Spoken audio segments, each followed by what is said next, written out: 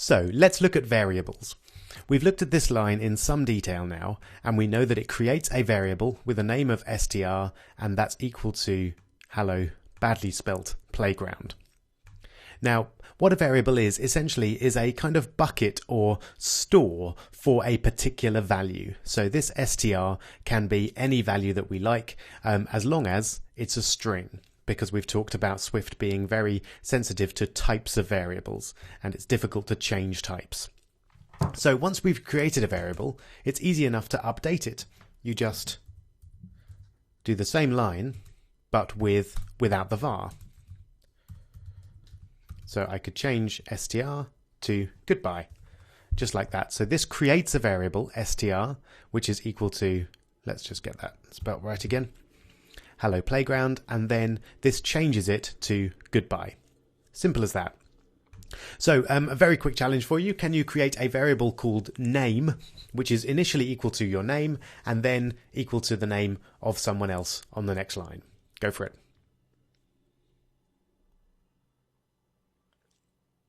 Very simple. I hope you managed it. It's just something like var name equals Rob, and then name equals my son, Tom. There we go. So you've created a variable and you've changed its value on the next line. So these are all what are known as strings. Now you can specify the type of a variable if you want to when you define it. So if you want to make very clear this is in fact a string, then you put a colon and then string, and that just makes it really clear that this variable called name is indeed a string. Now you don't need that if you're setting it equal to Rob, because Swift will guess that what you want this to be is a string, because it can only be a string. But you might need it if you want to say do something like this and create a variable without giving it an initial value. And that's perfectly fine, but you do need to specify what that is. So this unknown string variable now doesn't have a value, but we do know that it's a string. So if, for example, I try and set it equal to 3, that won't work because 3 is not a string. If, alternatively, I set it to 3 in quotes, that's absolutely fine because 3 in quotes is a string. Okay. So that's strings. The next type we're going to look at is integers, which if you remember from your math lessons are whole numbers. So if we create a variable called int, for example, and set it equal to 4, that will initially have a type of integer. And that will allow us to do all sorts of maths on it. So if I want to do 3 times int, then it will do that for me and give me the answer 12. So here's a very quick challenge for you. Can you create a variable called a, which is equal to 5, and then a variable called b, which is equal to a multiplied by 3?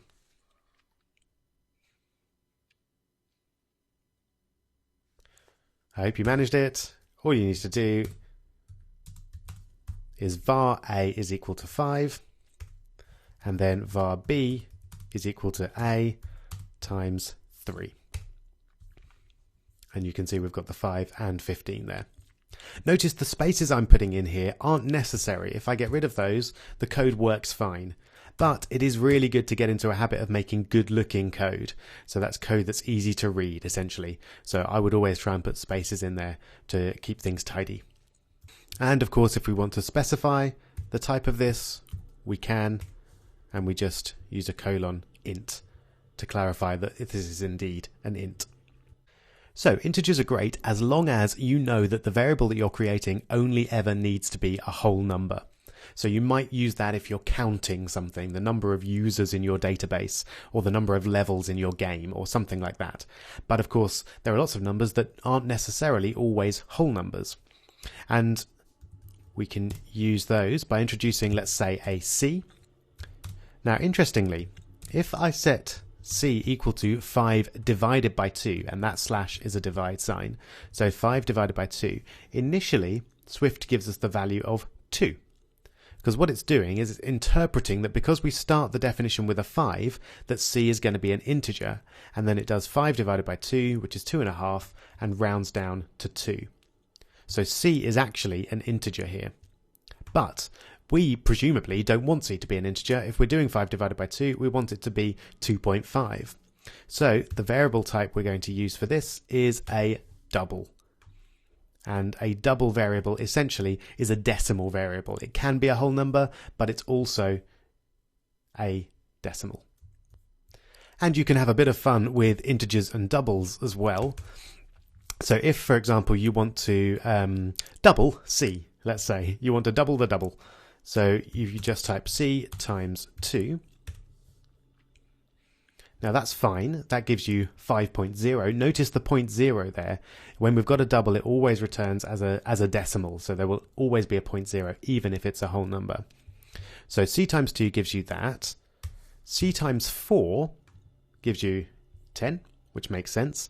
Now, remember our int variable is equal to 4. If we try and do c times int, then you would have thought that would give you 10, but although it does give you the correct answer, it also gives you an error because you can't combine integers and doubles in the same sum. Even though they're both numbers and we know that we can multiply them together, Swift won't allow you to do that. You can't multiply doubles and integers. So what you'd have to do is to convert your integer into a double. And you can do that easy enough using the double function. So you just type double with a capital D and then int. And that then converts your integer int into a double, which allows us to multiply it by c. So just be careful there. Some people get confused when they try and multiply numbers together and they get an error. The reason is often because they're multiplying two different types of numbers. Okay, you'll be relieved to hear that that's all the different variable types we're going to look at. That will get you a very long way, really. There are other variable types in Swift, there are many, but those three are really the core of what you work with day in, day out. So the only other thing I'd like to show you is embedding strings and numbers inside other strings. So, for example, if we wanted to create a long sentence which was made up of str and name, then we can just put str plus name. And that will give us goodbye, Tom.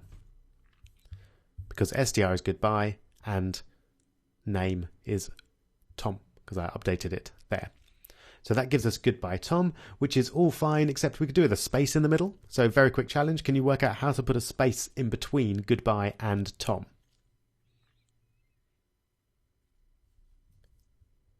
I hope you figured it out. All you need to do is put space in a string there, and now we get goodbye, Tom. So that's how you combine or concatenate, to use the posh term in programming terms, concatenate two variables. You put them together with the plus sign. That's just the same as JavaScript and lots of other languages. And finally for this video, what if you want to put an int or a double inside a sentence? Well, we actually saw that in the cat app. We did do it, so hopefully you can remember how to do it. So I'll just show you. New string is equal to my son is, and let's just show you, if I try and do plus int, it won't like that because int is not a string and you can only combine strings in this way. So I have to put my int into the string, which we do using this really handy feature with a backslash and brackets, and then our variable there, my son is 4. Okay, let's get rid of this, because I'm going to give you a final challenge for this video, which will hopefully use most of what we've covered so far. What I want you to do is to create 3 variables, A, B, and C. I want A to be equal to 3.5. Write that down if you're unlikely to remember it. So A to be equal to 3.5, B to be equal to 4, and then C to be equal to the multiple of 3.5 and 4, which is 14. And then I want you to create a string which says 3.5 times 4 is equal to 14, only using the variables A, B, and C. I'll recap that. A is 3.5, B is 4, C is 14, which is the multiple of 3.5 and 4, and want you to create a final sentence which says 3.5 times 4 is equal to 14, using those variables. Go for it.